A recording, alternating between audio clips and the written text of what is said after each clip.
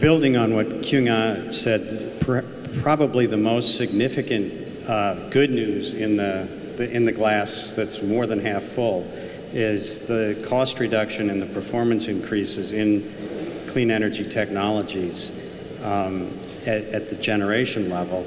And there's a parallel, I think, and very complementary change at two other changes. One at the business model level, where businesses are beginning to figure out how to better provide clean energy solutions, not just to the grid, but also to customers.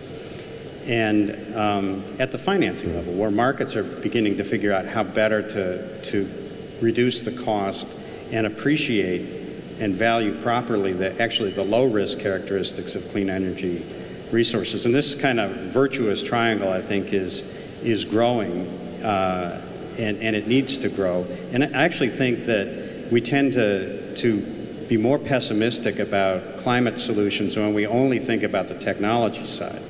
But there's lots of good news on the technology side. So clean technologies, as Kyung-ah said, solar is getting dramatically cheaper, and not just because of oversupply, but also because of innovation and business models that are better able to minimize their cost and structure their capital investments so that they can produce new, higher efficiency and lower cost solar modules, solar inverters, and other parts of the value chain in a way that is sustainable. And you can look at some of the companies, domestic and international, whose stocks have been hammered, and look at their earnings reports and their quarterly calls and stuff, and see their plans for sustaining themselves through this low price, low cost environment. And it's really quite impressive.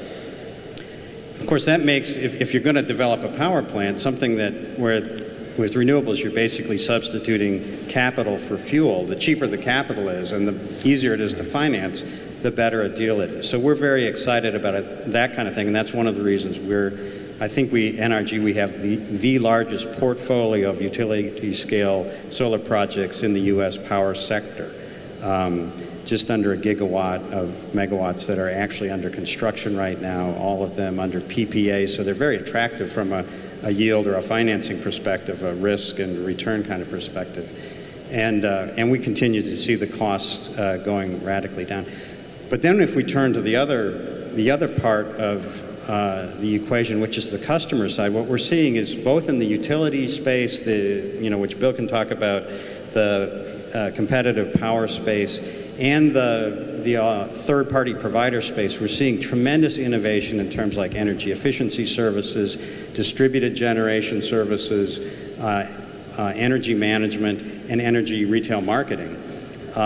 If you go outside in Manhattan and look up the Empire State Building, our affiliate Green Mountain Power is providing that. That's all renewable energy electricity lighting the Empire State Building, and they've gone through a major energy efficiency retrofit, not by us, but by one of our competitors, that has reduced the amount of electricity they have to use dramatically. So there's a kind of double whammy effect on the environmental impact of power production from both retail marketing and energy efficiency.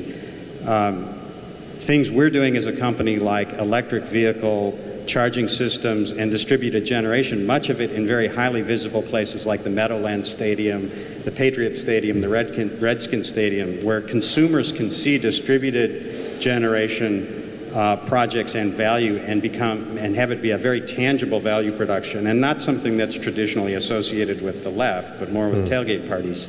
And America's favorite pastime. Left-wingers don't like the tailgate? These are things that dramatically change the value proposition to consumers of distributed energy resources, which are becoming more and more compelling and more able to compete in a low subsidy or subsidy-free world, thanks to the cost reduction. So from all those perspectives, new business models, consumer engagement, better financing, and technology, it's a very optimistic time. We are seeing some fallout of the loss of political support and of competition amongst lower cost producers in the industry as we go into these good times. I guess.